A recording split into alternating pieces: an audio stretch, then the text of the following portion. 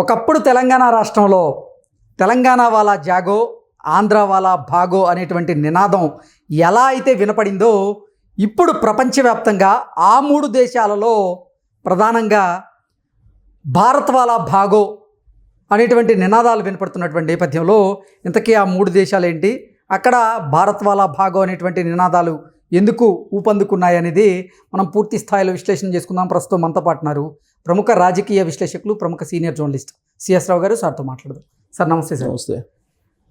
గతంలో తెలంగాణ రాష్ట్రంలో తెలంగాణ వాలా జాగో ఆంధ్ర వాలా భాగో అనేటువంటి నినాదాలు ఎలా అయితే వినపడ్డాయో ఇప్పుడు ప్రపంచంలో ఉన్నటువంటి ఆ మూడు దేశాలలో ప్రధానంగా భారతీయ వాలా భాగో అనేటువంటి నినాదాలు అయితే బలంగా వినపడుతున్నాయి. ఇంతకీ ఆ మూడు దేశాలు ఏంటి, అక్కడ ఈ నినాదాలు ఎందుకు బలంగా వినపడుతున్నాయి అంటే ఏం చెప్తారు?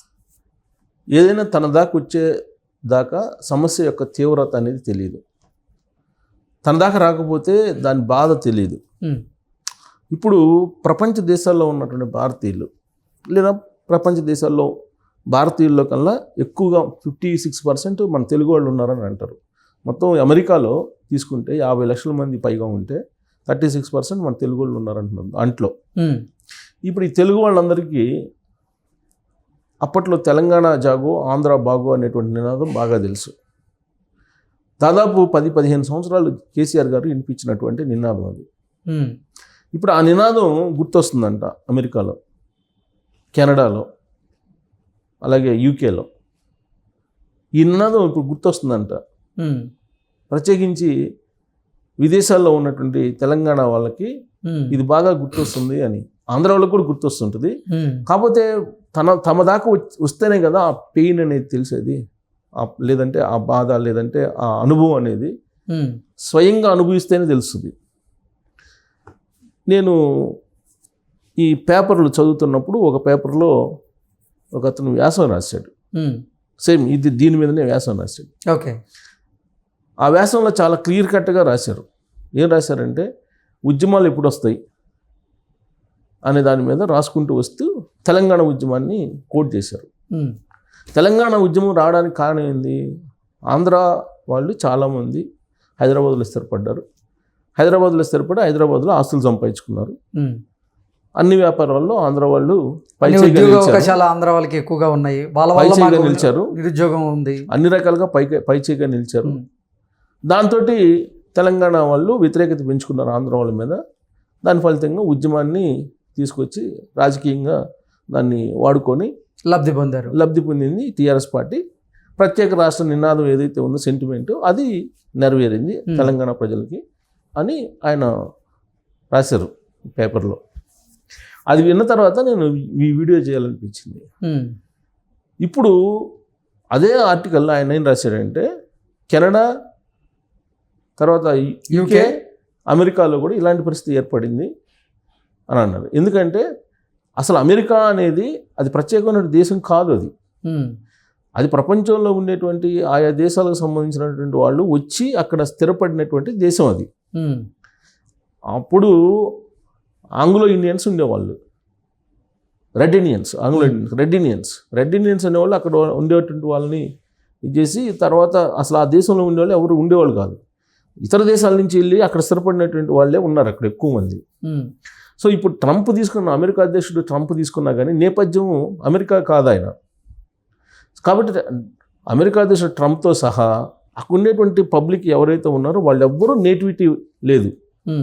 కానీ గ్రీన్ కార్డ్ హోల్డర్స్ అలాగే సిటిజన్షిప్ ఉన్నటువంటి వాళ్ళంతా అమెరికన్స్ కింద పరిగణించాలి. ఇప్పుడు వాళ్ళకి ఉన్నటువంటి ఇబ్బంది ఏంటి అంటే ఇప్పుడు 90s నుంచి అనేక మంది వెళ్ళారు అక్కడ సాఫ్ట్వేర్ డెవలప్ అయిన తర్వాత. వెళ్ళిన తర్వాత అక్కడ ఈ ఉద్యోగాల వరకు పరిమితం కాకుండా అక్కడ రియల్ ఎస్టేట్ వ్యాపారాలు, తర్వాత ఇతరత్ర స్టోర్స్ పెట్టుకోవటం, మాల్స్ పెట్టుకోవటం, రకరకాల అన్ని వ్యాపారాల్లో విస్తరించారు. దాంతో అక్కడ వ్యతిరేకత ఎవరి నుంచి వచ్చింది? అమెరికన్స్ నుంచి కాదు వచ్చింది, గ్రీన్ కార్డు హోల్డర్స్ నుంచను సిటిజన్షిప్ ఉన్నటువంటి వాళ్ళ నుంచి వ్యతిరేకత వచ్చింది. ఓకే. ఆ వ్యతిరేకతను గమనించినటువంటి ట్రంప్ అమెరికా అధ్యక్ష ఎన్నికల్లో అమెరికా ఫస్ట్ అనేటువంటి నినాదాన్ని తీసుకున్నారు. ఇక్కడ తెలంగాణలో కనుక కేసీఆర్ గారికి నీళ్లు, నిధులు, నియామకాలు అనేటువంటి నినాదాన్ని ఏ విధంగా అయితే తీసుకున్నారో అమెరికా ఫస్ట్ అనేటువంటి నినాదాన్ని ట్రంప్ తీసుకున్నాడు. తీసుకొని ఆయన ఏం చేస్తున్నాడు ఇప్పుడు, అమెరికాలో ఉండే అమెరికన్ సిటిజన్స్ లేదంటే అమెరికా స్థానికులు తప్ప మిగతా వాళ్ళు దేశం వదిలిపెట్టి వెళ్ళిపోండి అని చెప్తున్నాడు ఆయన. దాంట్లో భాగంగా యుద్ధ విమానాలు పెట్టి పంపించేస్తున్నాడు. ఇల్లీగల్ ఇమ్మిగ్రెంట్స్ అనేది ఎవరు ఉండకూడదు అని చెప్పారు. అదే చేస్తున్నాడు ఆయన ఇప్పుడు. అమెరికా నుంచి పంపించేస్తున్నాడు అందరినీ. రెండో విమానం కూడా రెడీ అయింది అంటున్నారు భారతదేశానికి పంపించడానికి. మొన్న అమృత్సర్లో ఒక విమానం దిగింది కదా 205 మందితోటి. ఇప్పుడు మిగతా ఇంకో రెండో విమానం కూడా రెడీ అయిపోయింది. రెండో విమానం కూడా పంపిస్తున్నారు. మొత్తం దాదాపుగా 20 నుంచి 30 వేల మంది తొలి విడతలో రాబోతున్నారని తెలుస్తుంది. మిగతా వాళ్ళు కూడా మీరు వెళ్ళిపోండి అని చెప్తున్నారు అనేది వినిపిస్తుంది. సో అక్కడుండే వాళ్ళకు కూడా ఇమ్మిగ్రేషన్ పాలసీస్ మార్చినందువల్ల ట్రంప్ వాళ్ళకి ఉపాధి అవకాశాలు దొరికేటువంటి పరిస్థితి లేదు అక్కడ. కారణం ఏంటంటే ఇప్పుడు H1B వీసా ఉన్నటువంటి వాళ్ళు కూడా ఇప్పటివరకు ఆటోమేటిక్ రెన్యువల్ ఉంది వాళ్ళకి.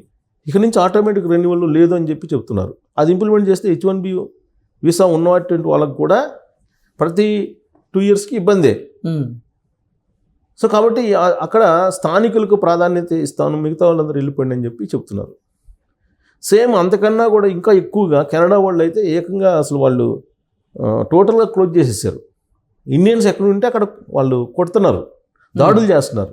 ఇప్పుడు ఏ విధంగా అయితే తెలంగాణ ఉద్యమం అప్పుడు హైదరాబాద్లో ఉండేటువంటి ఆంధ్ర వాళ్ళ ఇళ్ల మీద దాడులు చేశారో, అలాగే రోడ్ సైడ్ ఉండేటువంటి చిరు వ్యాపారులు ఉన్నారు ఆంధ్ర వాళ్ళు, వాళ్ళ మీద ఏ విధంగా అయితే దాడులు చేశారో అదే తరహాలో ఇప్పుడు కెనడాలో ఇండియన్స్ మీద దాడులు చేస్తున్నారు. ఇండియన్స్ అంటే తెలంగాణ వాళ్ళు కూడా ఉంటారు దాంట్లో, ఆంధ్రప్రదేశ్ వాళ్ళు ఉంటారు, అన్ని రాష్ట్రాల్లో ఉంటారు.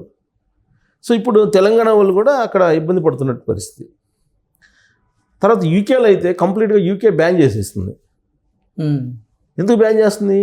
ఇండియన్స్ వచ్చేసి ఇక్కడ లబ్ధి పొందుతున్నారు, వ్యాపారాలు చేసుకుంటున్నారు, అసలు వీళ్ళు రావడానికి లేదు అని చెప్పి ఒకవైపు యూకే బ్యాన్ చేసింది, ఇంకొకవైపు కెనడా బ్యాన్ చేసింది. అమెరికా వాళ్ళు పంపించేస్తున్నారు, తరుముతున్నారు. అదేమంటే మా దేశం మాకు ఫస్ట్, మా దేశంలో ఉండేటువంటి వాళ్ళకి కావాలని. ఈ నినాదం మనం ఎప్పుడు సుదీర్ఘకాలం పాటు 15 సంవత్సరాలు విన్నాం మనం మన తెలుగు రాష్ట్రంలో, ఉమ్మడి ఆంధ్రప్రదేశ్లో.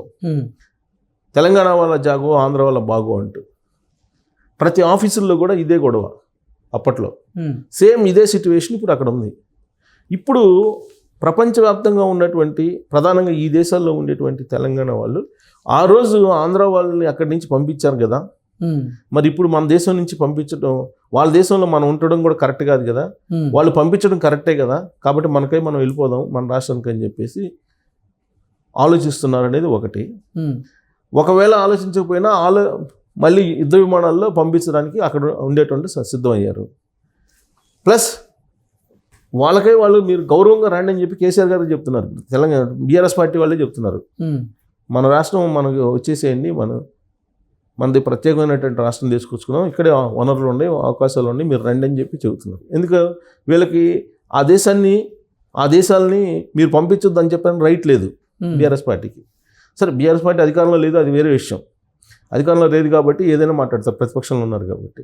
కాకపోతే ఏంటంటే సమస్య ఎప్పుడు కూడా తన వరకు టచ్ చేసేదాకానే ఎవరికైనా అర్థం కాదు.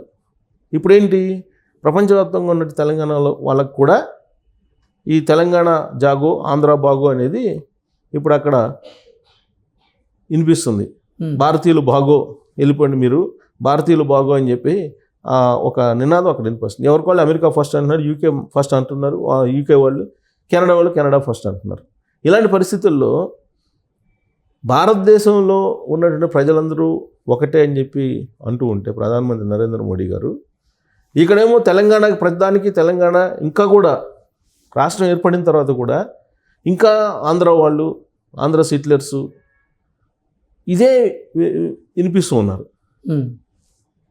ఇలాంటి విభజనవాదం ఏదైతే ఉందో, ఈ విభజనవాదం యొక్క ప్రభావం ఇప్పుడు తెలంగాణ వాళ్ళ మీద కూడా పడింది, విదేశస్తుల మీద. మరి ఇప్పుడు ఆ రోజున్న నినాదాన్ని ఇప్పుడు రివీల్ చేసుకుంటున్నారు కదా. సో ఇప్పుడు ఆ దేశాలు తీసుకుంటున్న నిర్ణయం మనం తప్పు పట్టడానికి లేదు. ఖచ్చితంగా అందరూ ఆ దేశాలు తీసుకున్న నిర్ణయం కరెక్ట్ అనాల్సిందే. అందుకని స్వచ్ఛందంగా అందరూ ఎవరి దేశాలకు వాళ్ళు రావడం బెటరు అనేటువంటి ఒపీనియన్ వచ్చింది ఇప్పుడు అక్కడ. దానికి కారణం కేసీఆర్ గారు తీసుకొచ్చిన నినాదం, కేసీఆర్ గారు చేసినటువంటి ఉద్యమం అని చెప్పుకోవాలి. ఎందుకంటే కేసీఆర్ గారు చేసిన కరెక్ట్ అయినప్పుడు ఆ దేశాలు చేసిన కూడా కరెక్టే కరెక్ట్ కాదని అంటానికి లేదు. Okay okay sir, thank you so much. Thank you.